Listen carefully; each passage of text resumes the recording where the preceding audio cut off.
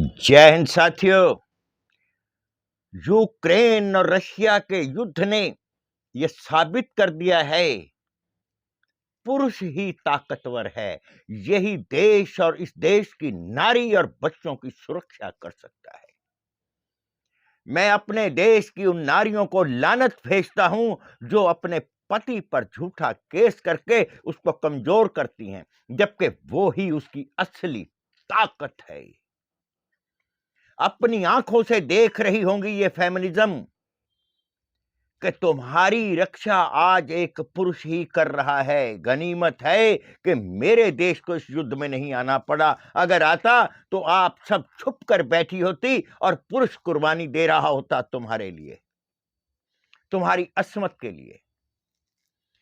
अपने पुरुषों को झूठा केस डालकर कमजोर ना करें, शक्तिवान बनाएं। इनकी ताकत में ही तुम्हारी सुरक्षा निहित है।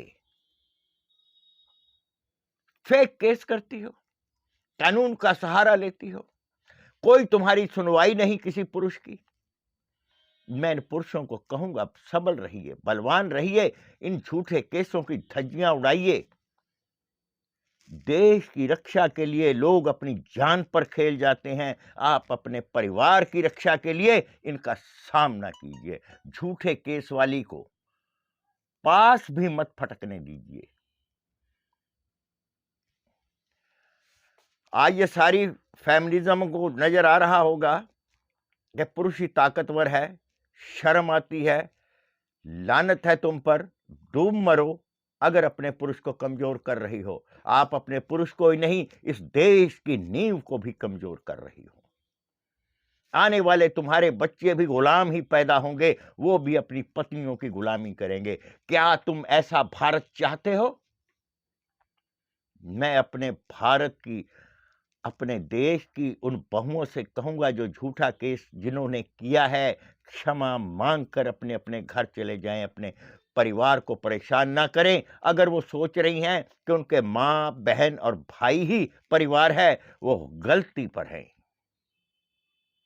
वो परिवार का हिस्सा हैं, लेकिन असली परिवार, असली मजबूती तुम्हारे ससुराल पक्ष से ही है,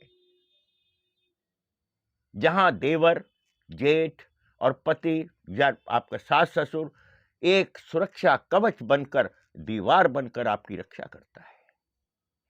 उस दीवार को, उस पिलर को मत गिराएं। और पुरुषों, उन लड़कों से मैं कहूंगा जिन पर झूठे केस हुए हैं, नसीहत दो इनको। इनको बताओ झूठा केस से कैसे लड़ा जाता है। ठीक है, आपके ऊपर अचानक एक झूठे केस का हमला होता है और आप घबरा जाते हो। थोड़ा सा सामना कीजिए, खुलकर सामने आइए। कोई गिरफ्तारी नहीं है आपकी। जब आप करते ही कुछ नहीं, आपने कोई बुरा कर्म किया ही नहीं, तो डर किस बात का? आपको समझाने के लिए यहां कोई नहीं आएगा। आपके साथ लड़ाई में कोई नहीं आएगा। 30 नाटो देशों ने समर्थन किया था यूक्रेन का। मुश्किल पड़ने पर कोई सामने नहीं आया। आपकी भी रक्षा ना कोई संस्था करेगी, ना कोई एडवोकेट करेगा, ना पुलिस करेगी। आपको खुद मजबूत होना पड़ेगा। जय हिंद।